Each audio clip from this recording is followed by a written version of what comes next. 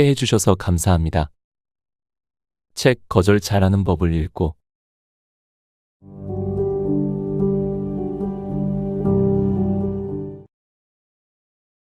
장수는 부럽지 않습니다. 단지 건강하게 산다는 것은 정말 부럽습니다. 우리는 모두 길게 사는 것보단 아프지 않게 살다 가기를 바랍니다. 하지만 여러분, 이런 말도 들어보지 않았나요? 건강은 타고나야 되는 거다. 타고난 수명이 제일 중요하다. 정말 건강은 유전자부터 타고나야 하는 걸까요? 2019년 뉴욕타임스 보도에 따르면 부모의 키는 당신 키의 80, 90%를 설명하지만 부모의 수명은 당신 수명의 3%만을 설명한다고 발표했습니다.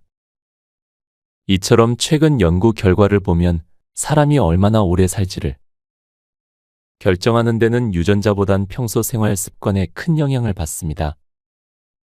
하지만 세월의 무게로 방법을 알면서도 실천이 어려운 것도 사실입니다. 그래서 이번 영상에서는 오늘 바로 실천 가능한 6가지 생활 습관을 알려드리려고 합니다. 맨발로 걸으세요, 운동하세요와 같은 뻔한 행동이 아닌 의외로 모르는 기적의 장수 습관을 알려드리려고 합니다. 지금 이 영상을 보고 난 뒤 모두 다 해보겠다는 마음보다는 6가지 습관 중에 딱 1개만 가져가겠다는 마음으로 오늘 실천해보세요. 건강한 노후를 보내는데 많은 도움을 줄 거라 확신합니다. 좋아요와 구독 버튼 한 번씩 눌러주셔서 저에게 작은 운들을 모아주시면 감사하겠습니다. 지금부터 시작합니다. 첫 번째, 지금 입속에 침이 얼마나 있는지 확인한다. 나이가 들면 입냄새가 난다. 아무리 상냥하고 보기 좋은 미소를 지으며 재미난 이야기를 해도 입냄새가 나면 손자는 도망쳐버린다. 그렇다고 가족이 집안의 어른인 고령자의 입냄새를 지적하기는 쉽지 않다. 고령자는 가족들이 왠지 자신을 피한다고, 싫어한다고 생각해 소외감을 느낀다. 나이가 들면 입냄새가 나는 이유는 뭘까? 입냄새의 원인은 85%가 입안에 있다. 나이가 들면 침의 분비가 줄어서 입냄새가 난다. 입냄새는 늘 있기 때문에 본인은 쉽게 알아채지 못한다. 다른 사람의 집에 가면 독특한 냄새가 날 때가 있는데 그 집에 사는 사람은 모르는 것과 같다. 그래서 자신은 입냄새가 별로 나지 않는다고 생각하지만 60세가 넘으면 43%가 입냄새를 풍긴다.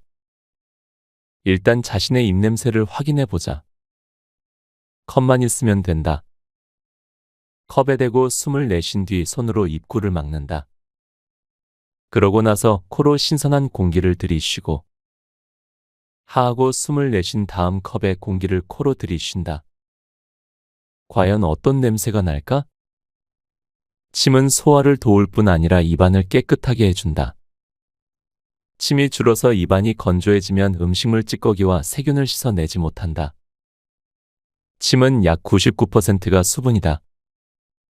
이 수분이 입안을 흐르면서 음식물 찌꺼기 등을 씻어준다. 음식물 찌꺼기 등이 쌓이면 냄새가 난다. 또 혀에는 설태라는 것이 낀다. 혀의 표면이 하얗게 또는 노랗게 되는 증상이다.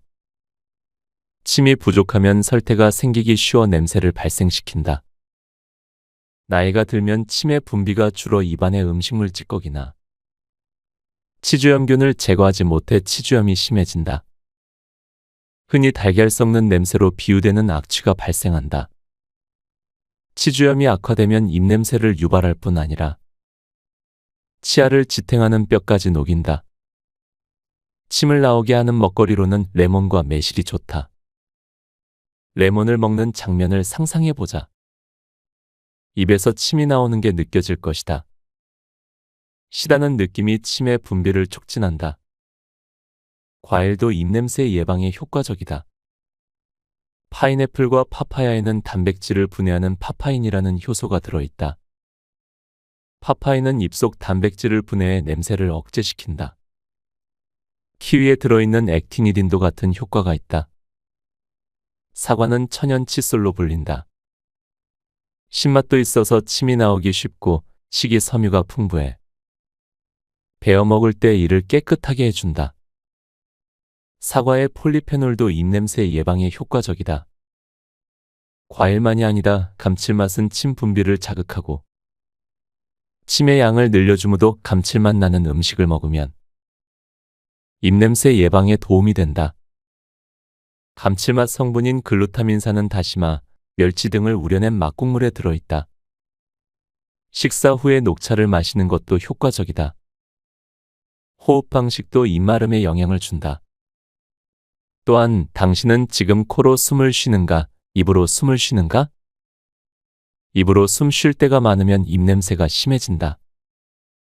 코로 호흡하면 코를 통해서 입 그리고 폐로 공기가 흘러 들어간다. 공기가 건조해도 일단 코를 통함으로써 습기가 생기므로 입은 그다지 건조해지지 않는다. 반면에 입으로 호흡하면 공기가 직접 입으로 들어간다. 그러면 입이 말라 들러붙고 입냄새도 심해진다. 따라서 평소 코로 호흡하도록 해야 한다. 두 번째, 소변 참는 연습을 하자. 고령자가 외출을 싫어하는 이유는 화장실을 자주 가야 하기 때문이다. 나이가 들면 소변을 농축하는 호르몬이 줄어든다. 그러면 소변 농도가 흐려지고 양도 증가한다. 화장실을 자주 가는 건 소변을 담아두는 방광이 탄력을 잃기 때문이기도 하다. 방광의 신축성이 떨어지면 방광에 소변을 담아둘 수 없게 되어 조금만 소변이 차도 화장실에 가고 싶어진다. 남성의 경우는 전립선 비대로 소변이 지나는 요도가 압박을 받아 배뇨에 시간이 걸리거나 잔뇨감이 생겨 화장실에 자주 간다. 여성은 원래 요도가 짧은 데다가 근육이 약해져서 소변을 참지 못한다. 참을 수 있는 시간은 60분, 애를 써도 90분이 한도다. 커피나 차 같은 카페인 함유 음료를 마시지 않는 게 예방책이다. 밤중에 소변이 마려워 잠이 깬다면 특히 주의하자. 긴장해도 화장실에 가고 싶어진다. 지금부터는 화장실에 갈 수 없다고 생각하면 오히려 화장실에 가고 싶어진다. 언제든 갈 수 있다고 생각해야 결과적으로 화장실에 가는 횟수를 줄일 수 있다. 화장실에 갈 수 있을 때 자주 가둔다는 생각은 역효과를 일으킨다. 화장실에 자주 가면 습관이 되어 방광해 소변이 조금만 차도 화장실에 가게 된다. 아주 급하지 않으면 참도록 훈련하는 편이 더 좋다. 소변을 참으려면 골반저근이라는 근육을 강화해야 한다. 이 근육이 느슨해지면 웃기만 해도 소변이 나오는 등 사소한 자극에도 소변을 지린다. 골반저근 운동을 하면 도움이 된다. 먼저 천장을 보고 바로 누운 자세에서 무릎을 세운다. 숨을 내쉬면서 고환이나 질, 항문에 힘을 주어 조이고 5초간 유지한다. 그리고 힘을 빼면서 5초에 걸쳐 숨을 들이쉰다. 다음은 네 발로 기어가는 자세를 취한 후 숨을 내쉬면서 고환이나 질, 항문에 힘을 주어 조인 채 5초간 유지한다. 마찬가지로 힘을 빼며 5초에 걸쳐 숨을 들이쉰다. 몸의 바깥쪽이 아니라 안쪽에 힘이 들어가도록 신경 쓰자. 이 운동을 하면 요실금뿐 아니라 변실금도 줄어든다. 나이가 들면 변실금도 생기기 쉬우므로 미리미리 운동 습관을 들이자. 세 번째, 가래는 무조건 뱉어내야 한다. 나이가 들면 자주 사례가 들린다. 인간이 입을 통해 먹은 것은 식도를 지나 위로 흘러간다. 공기만 기도를 통해 폐로 가게 되어 있다. 이것은 자동적으로 판별된다.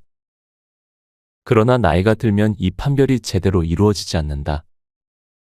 그렇게 되면 본래는 공기가 지나가야 할 길인 기도로 음식물이나 침이 들어가 폐로 향한다. 그대로 두면 폐렴에 걸리기 때문에 우리 몸은 기침을 해서 뱉어내려고 한다. 근력이 있는 젊을 때는 기침 한두 번이면 음식물이 배출되어 제 길로 흘러간다. 살에까지 가지 않는다.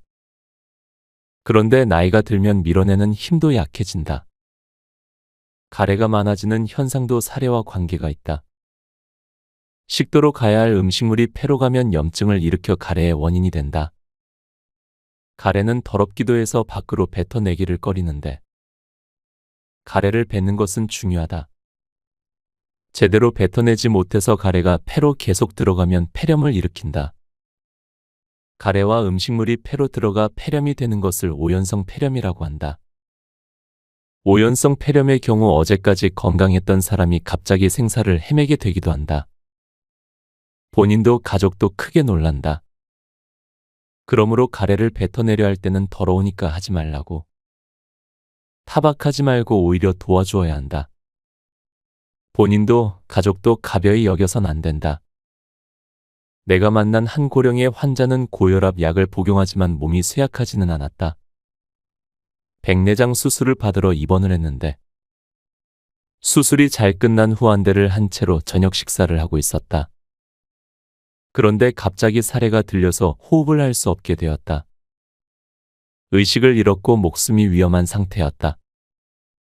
다행히 현장에 있던 의사가 적절히 대응해 목숨을 건질 수 있었다. 처치가 빨랐던 덕분에 장애 걱정도 덜 수 있었다. 몸에 별 이상이 없는 사람한테도 이런 일이 일어난다. 이 경우는 병원 아니어서 즉시 대처할 수 있는 의사와 설비가 갖춰져 있어서 목숨을 구할 수 있었다. 병원 밖에서 일어났다고 생각하면 등골이 서늘하다. 고령자 스스로 가래를 쉽게 뱉는 방법도 있다. 꼭 알아두자. 먼저 코로 숨을 들이마신 다음 소리를 내지 말고 하타타타고 가쁜 숨을 세고 빠르게 내쉰다. 그럼 가래가 한 번에 올라온다. 그런 다음 3회 정도 기침을 하면 가래가 쉽게 나온다. 음식을 먹었을 때 살에 들리지 않도록 조절하는 힘이 어느 정도인지 알아보는 방법이 있다. 30초 동안 침을 삼켜보자. 젊은 사람은 평균 7.4회, 고령이어도 5.9회 가능하다. 침을 2회밖에 삼키지 못한 경우는 살에 들리지 않도록 조절하는 힘이 약하다고 할 수 있다. 그래서 트레이닝을 통해 단련해 둘 필요가 있다. 먼저 혀를 단련하는 방법이다. 혀를 입천장에 밀어붙여서 힘을 주며 3초간 유지했다가 힘을 빼는 운동을 10회 실천한다. 아침, 점심, 저녁 각각 10회씩 한다. 또 심호흡과 호흡근을 단련해 호흡 상태를 좋게 유지하는 것도 효과적이다.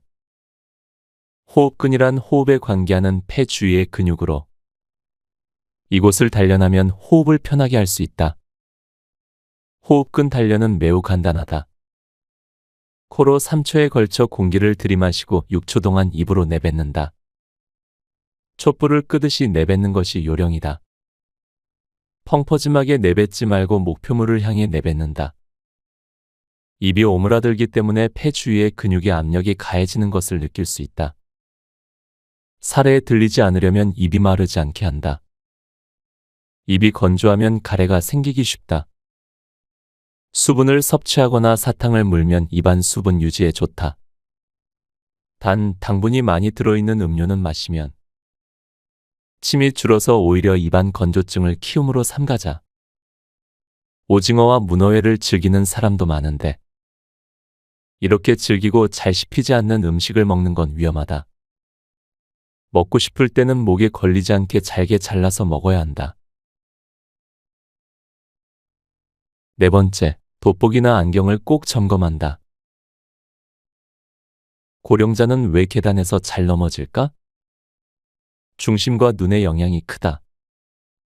나이가 들면 중심이 불안정해진다. 20, 30대와 비교하면 60대는 20%, 70대는 41%의 비율로 균형 감각이 떨어진다. 80대 이후는 80%가 넘는다. 게다가 고령자는 젊은 사람과 달리 몸이 앞으로 조금만 기울어져도 중심이 불안정해진다.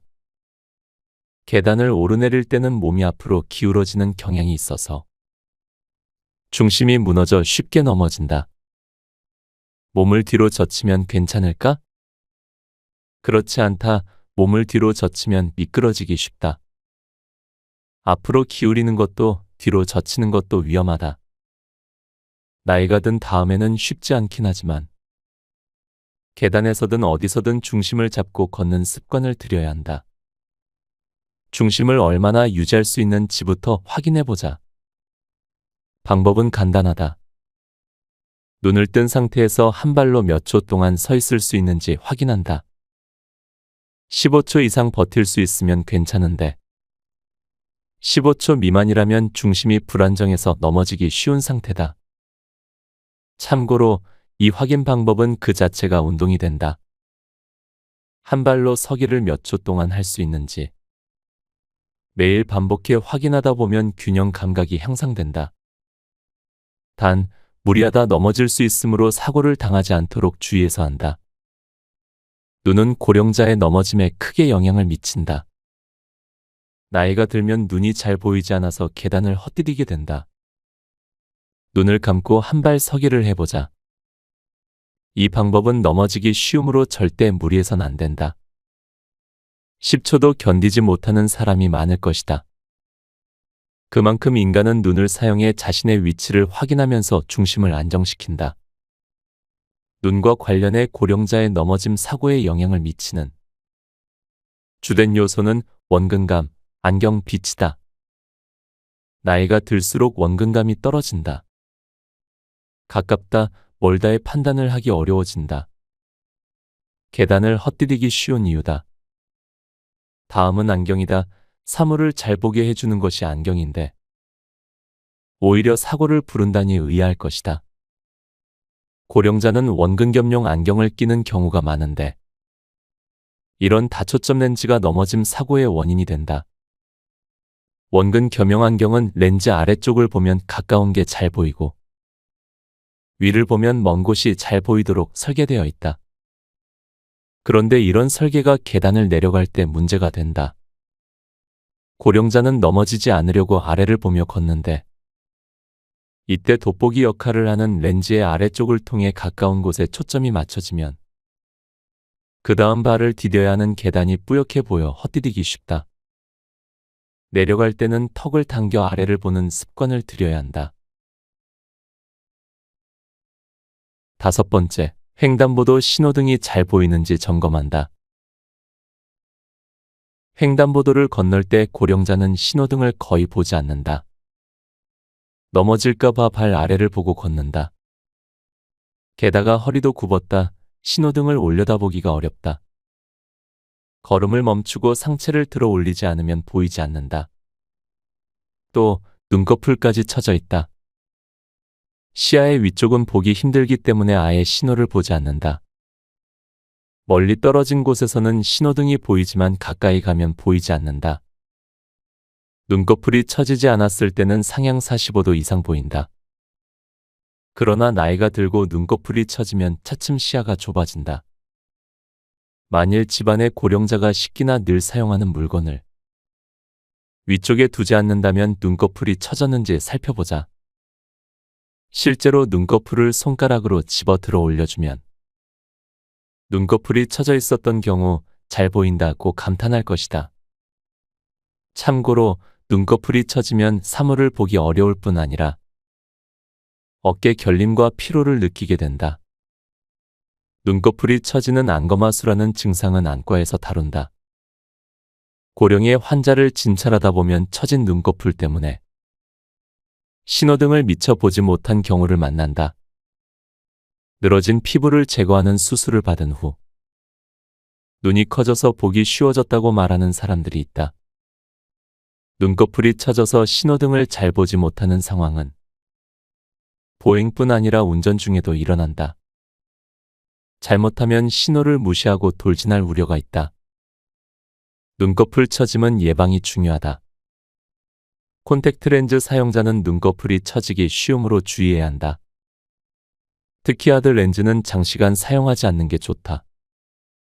가렵다고 눈을 세게 비비는 습관도 눈꺼풀 처짐을 가속화한다. 여성은 화장을 지울 때 문지르기 때문에 눈꺼풀이 처지기 쉽다. 문지르지 말고 가볍게 닦아내는 습관을 들인다. 인조 속눈썹은 눈꺼풀을 무겁게 해 처지게 함으로 붙이지 않는 편이 좋다. 정기적으로 눈꺼풀을 올리는 눈 운동을 하면 좋다. 눈을 세게 감았다가 크게 뜨면서 눈꺼풀을 들어 올린다. 아무 데서나 자투리 시간에 할 수 있으므로 하루에 10번씩 해보기를 권한다. 본격적인 해결을 원하면 수술을 고려해 볼 수 있다. 안과와 성형외과에서 다루는데 우선 안과 전문의와 상담하자.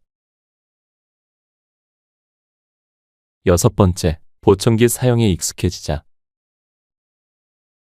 나이가 들어 성격이 나빠졌다고들 생각하는데 나빠진 것은 성격이 아니라 청력이다. 고령자는 소리를 불쾌하게 느낄 때가 있다. 아이의 목소리나 개 짖는 소리는 당신이 느끼는 것보다 훨씬 불쾌하게 인식한다. 그래서 어린이집이 들어서는 것을 반대하거나 어린아이의 목소리가 시끄럽다고 타박하는 것이다. 어린이는 보물인데 어떻게 그럴 수 있느냐. 역시 노인은 깐깐하다 등의 말을 하는데 고령자의 불쾌감을 이해해야 한다. 눈에 넣어도 아프지 않을 만큼 사랑하는 손주여도 마찬가지다. 손주가 아무리 귀여워도 오랜 시간 소리 지르고 울면 버럭 화를 내는 경우도 생긴다. 고령자는 고음역의 소리를 잘 듣지 못하지만 고음역이라 하더라도 일정한 음량을 넘으면 갑자기 시끄럽게 느낀다. 70세 이상에서는 70%가 넘는다. 즉, 높은 소리는 작으면 안 들리고 크면 갑자기 이명처럼 귀가 아플 만큼 불쾌한 소리가 되는 것이다. 불쾌한 소리라고 하면 쉽게 상상이 가지 않을 텐데 금속과 금속을 문지르는 소리나 칠판을 손톱으로 긁는 것처럼 끽끼하는 날카로운 소리를 상상하면 된다. 소리 전반이 듣기 어려워지고 고음역의 불쾌감을 느끼는 현상도 난청이 될수록 강하게 일어난다. 어린이나 동물의 울음소리를 시끄럽게 느끼는 고령자가 있다면 수고와 비용을 들여서라도 방음을 하는 게 좋다. 방음벽 두께를 2배로 하면 소리 발생원으로부터 2배 멀어진 것과 같은 효과가 있다.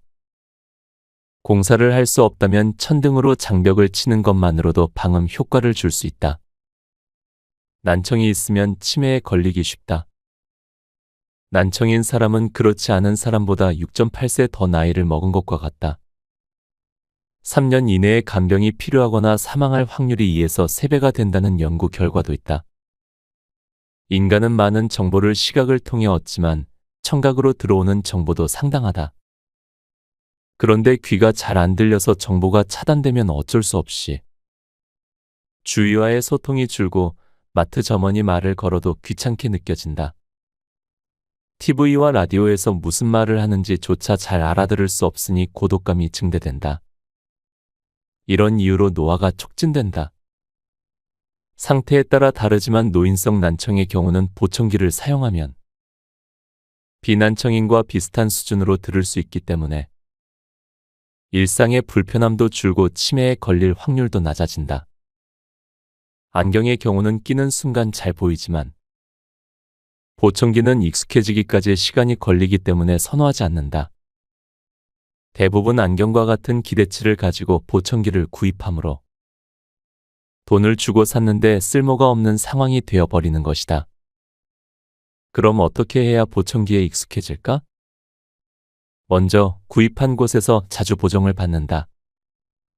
평균 5, 6회 정도는 보정이 필요하다, 귀찮다고 생각되겠지만 값이 비싼 만큼 최대한 이용하는 것이 좋다. 또 단계별로 사용하는 것이 좋다. 보청기를 끼고 바로 밖으로 나가지 말고 우선은 조용한 실내에서 소리를 들어본다. 그 다음은 1대1로 대화할 때 사용한다. 두세 사람이 대화하는 자리가 익숙해졌을 때 밖에서 사용한다. 이렇게 하면 보청기를 효과적으로 사용할 수 있다. 보청기는 고액이다. 저렴한 것도 수십만 원, 비싼 것은 수백만 원이나 한다. 구입을 주저하는 이유다. 이비인후과 검진 결과가 일정 기준을 충족할 경우 장애요급 이상 보청기를 10%의 가격으로 구입할 수 있다. 보조금이 나온다는 사실을 아는 사람은 난청자 중에서도 9% 정도밖에 안 된다. 반드시 주위 사람에게 알려주자. 우리나라는 보건복지부에서 청각장애인에게 보청기 보조금을 지원한다. 곁에 두고의 짧은 생각. 최근에 위, 대장 내시경을 받았습니다. 처음에는 애써 괜찮겠지라는 생각이 들었지만 내시경 날짜가 점점 다가올수록 설마라는 생각이 들기도 하더군요. 다행히 몇 개의 용종 제거만 했고 상태도 괜찮았습니다. 그때 느꼈습니다. 건강한 몸은 언젠가 한순간에 나빠질 수도 있겠구나. 그리고 그게 나일 수도 있고 아끼는 사람이 될 수도 있겠구나. 나이가 들수록 건강에 대해 더 생각하게 됩니다. 내 몸뚱아리지만 누군가에게는 아빠가 될 것이고 누군가에게는 한 배우자가 될 것입니다. 제가 어떤 건강한 유전자를 갖고 태어났는지는 모릅니다. 하지만 저는 제가 모르는 유전자 탓을 하기보다는 제가 할 수 있는 건강 습관을 조금씩 유지하려고 합니다. 오늘 하는 습관이 곧 나를 뜻하기도 하니까요. 여러분도 오늘 하루 몸도 건강하시고 마음도 건강한 하루를 보내셨으면 합니다. 오늘도 책 곁에 두고와 함께 해주셔서 감사합니다. 좋아요와 구독 버튼 한 번씩 눌러주셔서 작은 행운들을 모아주세요. 책, 노년의 부모를 이해하는 16가지 방법을 읽고